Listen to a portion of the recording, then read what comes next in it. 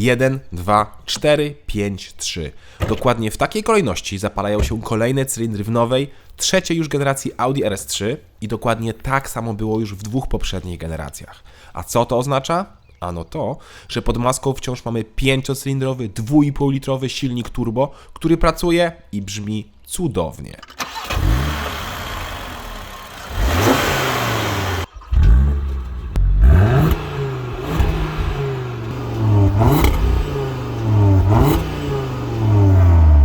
No, powinien brzmieć cudownie, bo nowe normy emisji spalin spowodowały, że nowy RS3 niestety nie brzmi już aż tak cudownie. Słychać, że jest potencjał, ale to nie to samo.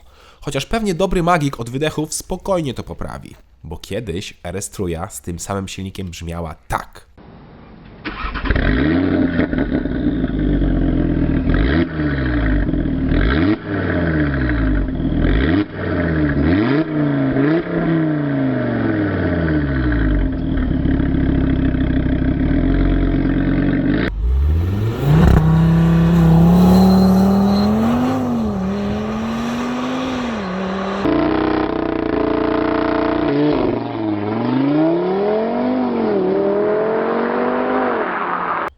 Ależ petarda. I to był seryjny wydech.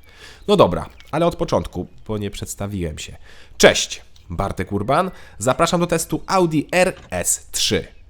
Tak jak mówiłem wcześniej, jest to już trzecia generacja najmniejszego Audi z rodziny RS, czyli rodziny Rennsport, najszybszych i najbrutalniejszych Audi. Zresztą po RS3 od razu widać, że to nie jest zwykła A3.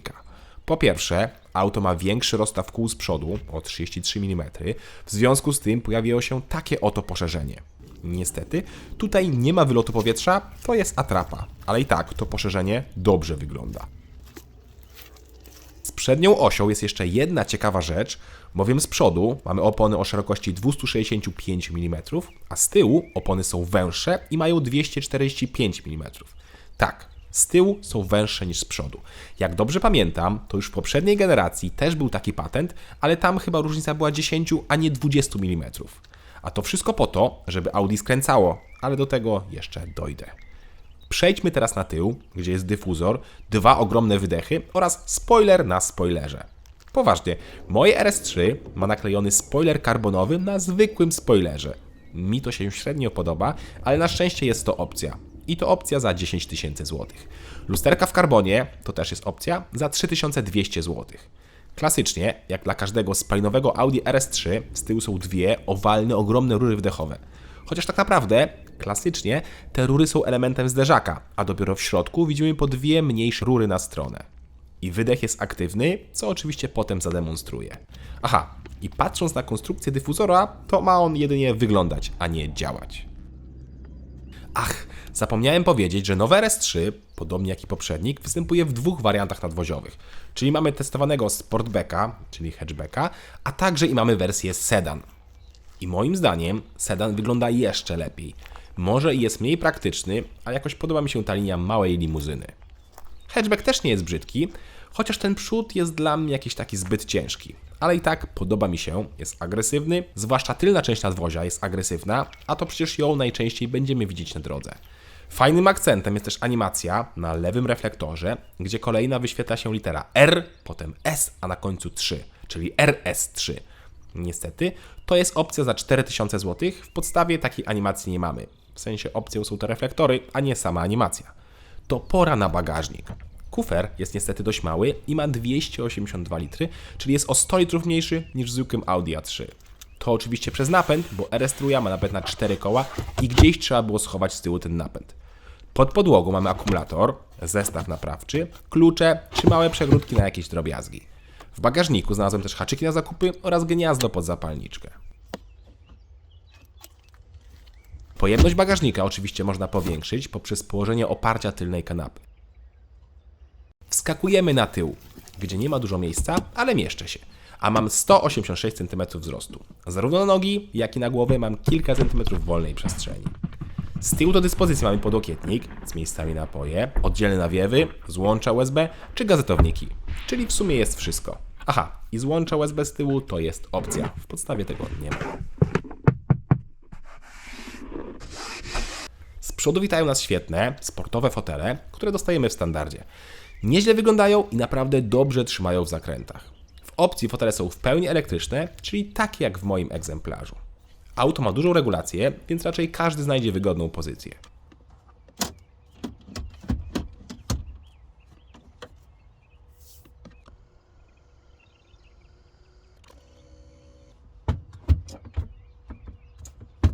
Pora na deskę rozdzielczą, która przeszła największą rewolucję względem poprzedniej generacji. Zresztą zobaczcie, to jest deska rozdzielcza z drugiej generacji, czyli o kodowym oznaczeniu 8VA. Jest kompletnie inna, ma okrągłe nawiewy, ekran wysuwany na górze i tak dalej. A tak wygląda deska w obecnej generacji o kodowym oznaczeniu 8YA. Co ważne, ekran jest w miarę ładnie wbudowany w deskę rozdzielczą, a nie wystaje nad nią oraz mamy fizyczne przyciski do obsługi klimatyzacji. To mi się podoba. Nie podoba mi się za to kierownica, ale z tego co widzę, to można ją za darmo wymienić na inną, bardziej rasową, taką ze spłaszczonym dołem. Fajnie też, że nie zawsze musimy jeździć z takimi kosmicznymi cyfrowymi zegarami, da się też odpalić w miarę normalny widok z dwoma okrągłymi wskaźnikami. Główny ekran jest ładnie wkomponowany i też w miarę dobrze działa. W miarę, bo czasem jest takie delikatne opóźnienie. Miło, że boczne przyciski mają haptyczne odczucia, czyli mimo iż są dotykowe, to czujemy takie delikatnie kliknięcie, przez co jest wrażenie, jakby przyciski były fizyczne. Fajne też, że mamy RS Monitor i można sprawdzić m.in. temperatury podzespołów w naszej RS Trój. Muszę też pochwalić materiały, bo jedyny minus to piano black na środku. Poza tym naprawdę, plastiki są bardzo dobre, częściowo miękkie i nic nie skrzypi. Brawo!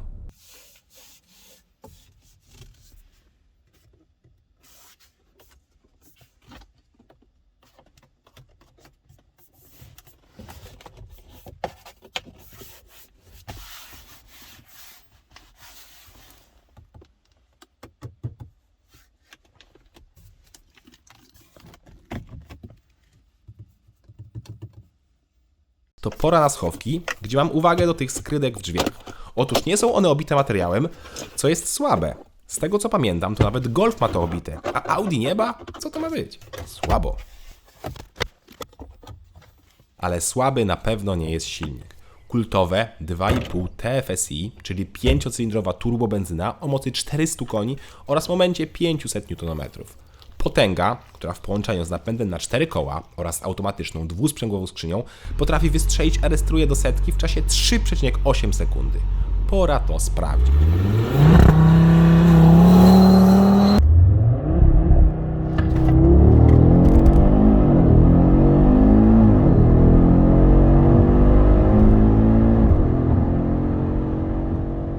Wynik to powtarzalne 3,9 sekundy, czyli tylko o 1/10 sekundy gorzej niż podaje producent. Co ważne, sprawdziłem też soft do pomiarów, które ma wbudowane RS3 i tam wynik zawsze był o 2 do 0,3 sekundy niższy niż podaje RaceLogic. Czyli jak ja robiłem 3,9 sekundy, to tam pojawiało się 3,7 albo 3,6 sekundy. Czyli Audi chyba podaje czasy z One Foot Rollout. Stąd też w internecie można znaleźć pomiary na poziomie 3,5-3,6 sekundy. W rzeczywistości jest to właśnie 3,8-3,9 sekundy. No tak czy inaczej, to jest potęga i kiedyś tyle nie robiły super samochody.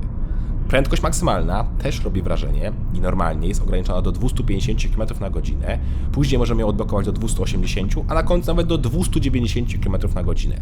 To jest część pakietu RS Dynamic za 10 000 złotych. 290 na godzinę w Audi RS3. Nieźle. Czas od 100 do 200 km na godzinę to około 9,4 sekundy, czyli zarówno do 100, jak i 100-200, Audi jest o jakąś 1/10 sekundy szybsze niż Mercedes A45 AMG. Ładnie. Sprawdziłem też taki zwykły start RS Trójki ze świateł, bez procedury startu, w normalnym trybie jazdy i wtedy wynik to 5,3 sekundy. Też bardzo szybko. Skrzynia też jest szybka, ale musi być ustawiona w trybie sport, bo inaczej potrafi mieć większą zwłokę.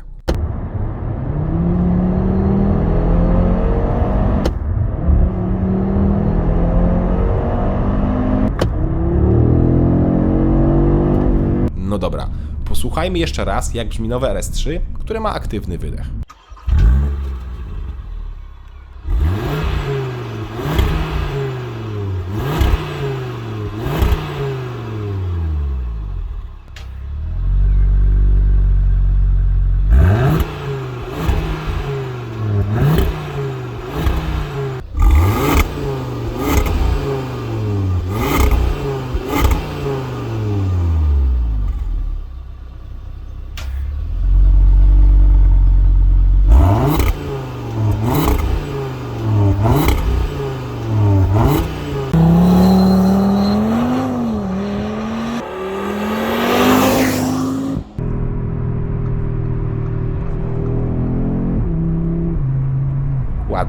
zadziornie, ale tak jak mówiłem, już znacznie ciszej, nie ma tej brutalności, no gorzej niż poprzednia generacja. Podobno regulacje Unii Europejskiej wymusiły tak cichy dźwięk, ale w takim razie nikt chyba Hyundaiowi, Abarthowi i Renault nie powiedział o tych regulacjach. Podobno też w kabinie dźwięk nie jest podbijany z głośników i chyba jestem skłonny w to uwierzyć. W kabinie odgłosy wydają się naturalne i miłe dla ucha. Chociaż dużo ważniejsze jest prowadzenie RS3, bo ta od zawsze słynęła z podsterowności. Duży, ciężki silnik na przodzie powodował, że auto mocno wyjeżdżało przodem, czyli było podsterowne. Z generacji na generację było nieco lepiej, ale wciąż poprzednik jeździł najgorzej z trójki A45, RS3 i M140. Teraz to się zmieniło. Poważnie, zmieniło się i auto naprawdę zaczęło skręcać.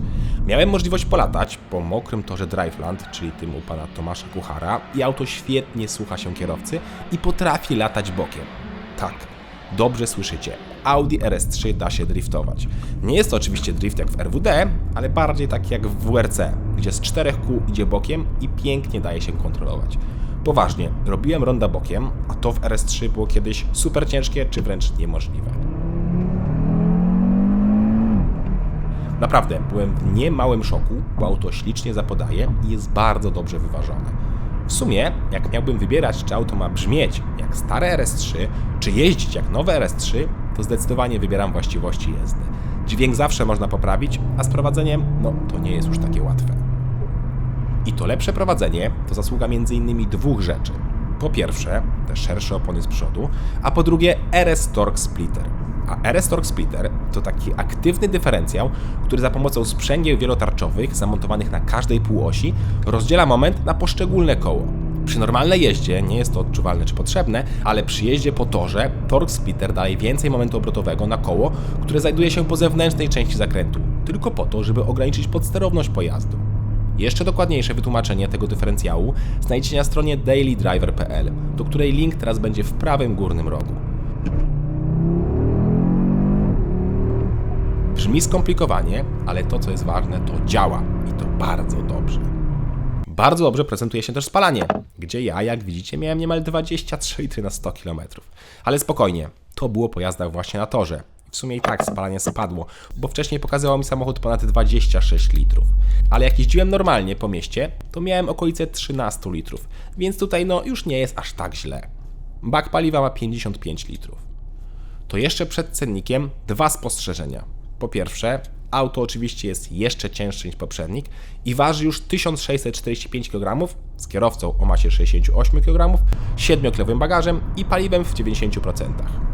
Tak masę podaje producent, ja ważę trochę więcej. Poprzednik był o 30 kg lżejszy, ale w sumie dzięki temu, że auto się tak dobrze prowadzi, to nie jest to problemem.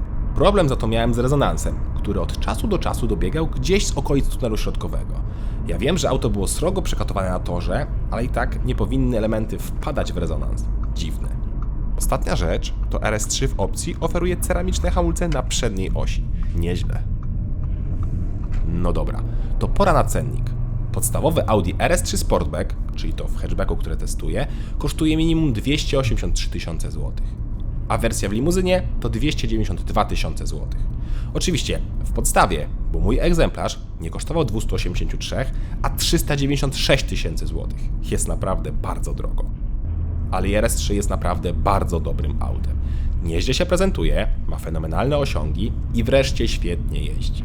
No i pod maską wciąż ma 2,5-litrowy, 5-cylindrowy motor, coś czego ani BMW M135i, ani Mercedes A45 AMG już nie mają, bo tam są już tylko 2-litrowe rzędowe czwórki. Fakt, jest jeszcze BMW M2 z fantastyczną 3-cylindrową rzędową szóstką turbo, ale jednak M2 to już model coupé, więc chyba ciężko porównać do 5-drzwiowej lub 4-drzwiowej RS3. I właśnie dlatego, jakbym miał wybierać między M135i, A45 i RS3, to mój wybór chyba padłby na RS3. Mercedes też jest piekielnie szybki, niemal tak samo jak RS3, ale nie do końca mi leży jego wnętrze oraz brzmi jeszcze gorzej. A gdybym miał wybierać między M2 i RS3, to jeszcze nie potrafię odpowiedzieć na to pytanie, bo nie jeździłem najnowszym M2, które lada moment będzie zaprezentowane. Wiem na pewno, że z miejsca nie będzie tak szybki jak RS3, no bo nie będzie miał napędu na 4 koła. Ale start z miejsca to przecież nie jest wszystko. Cześć!